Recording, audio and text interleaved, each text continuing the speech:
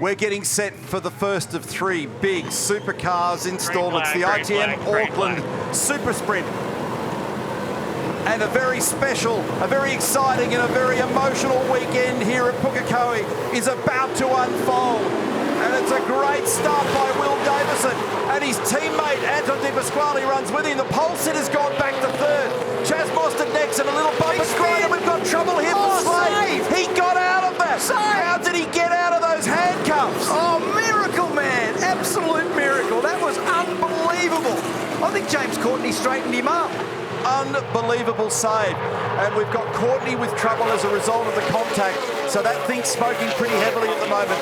The Snowy Rivers Caravan entry midfield. So Davison leads by a chunk from De Pasquale. Waters back into third position. He'll be cursing the start. And it was push and shove and grind. Heimgartner's moved up into fourth position over Mostert. Then Pye, a good start. Van Gisbergen, Feeney, Golding.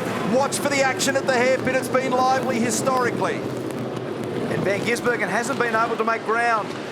Courtney off the road down the back there. There's three abreast. They're all bumping into each other on the way out of turn 8. That's all the damage you can see there on the front of James Courtney's car, and so is Slade's car. It could have been a lot worse. That's not right. Who belongs to that? Because whoever does will be penalised. Yes.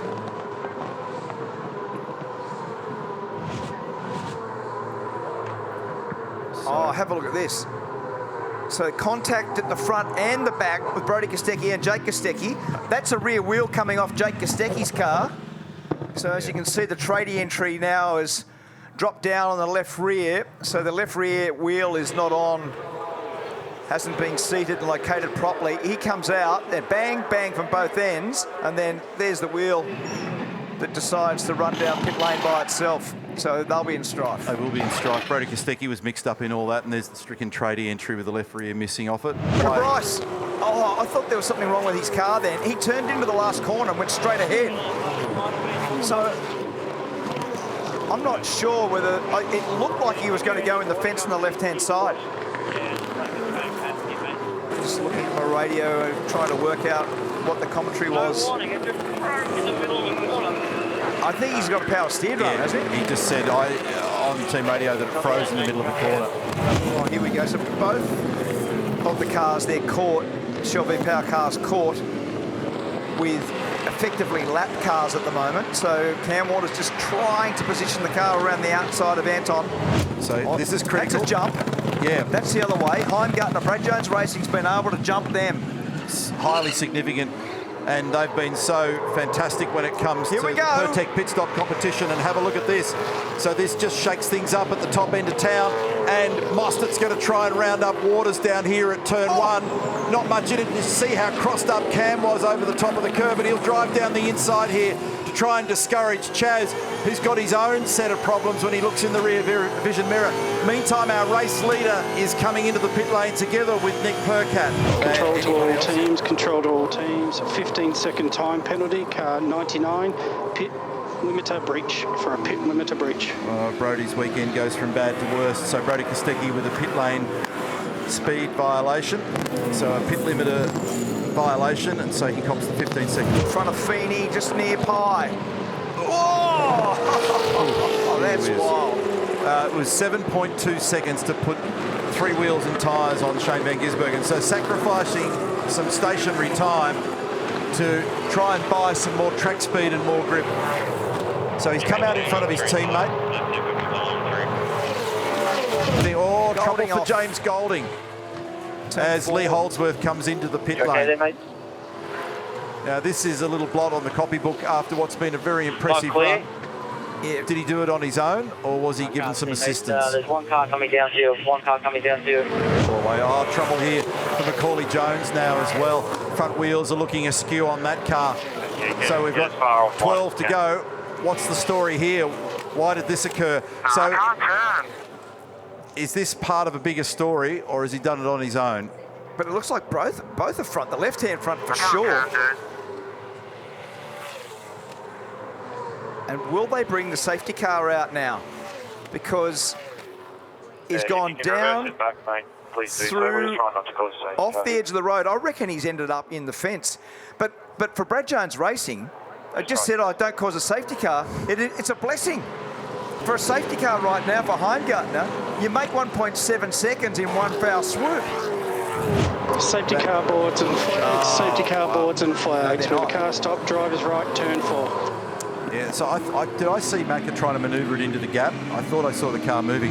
Incurred this damage. Right at the top of your screen is Macca off the road. Now, I don't know whether he made contact earlier, whether he bumped the wall prior. I think he must have. So wait. Slow down.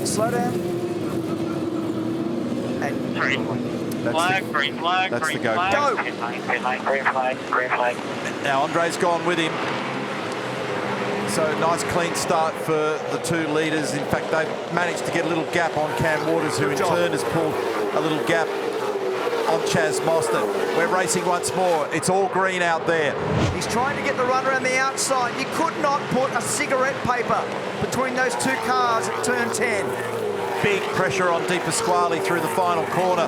Van Gisbergen threw everything at him into the hairpin. We thought they were going to touch, held our breath, and they popped out the other side, still locked in combat. He's done a tremendous job.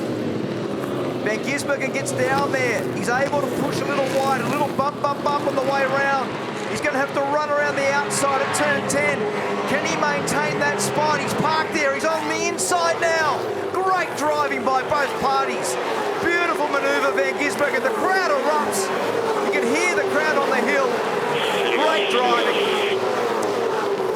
Anton gave space. Both of them showing great respect and a positive, very impressive move by Van Gisbergen to get down the inside, and then the battle went for the next three corners until it finally got sorted. And it's been a beautiful drive today from Will Davison. He was the winner on the Saturday at Sandown. He lines it up and picks off a beautiful line through the final corner, and it's a warm response for a great drive today by Will Davison. Career victory number 22, and it is his third of the championship season. And Shane has punched the fastest lap on the last lap of the race. He's done a 62.95, and he's only just eclipsed Davison to do that. Wayno, and you're very happy, mate. Big What a result great for job. the Shell V-Power Racing team. Congratulations and well done.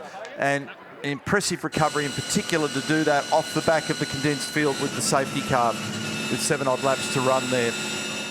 That's our podium. Davison, Heimgartner, Waters, and what about Van Gisbergen squeezing that number at the very end? So I'll read it out to you, Mark. He did a 1 minute 2.9504. By comparison to Davison, who had the fastest lap, was a 1:02.9559. Ridiculous. So that's 55 10,000ths of a second difference.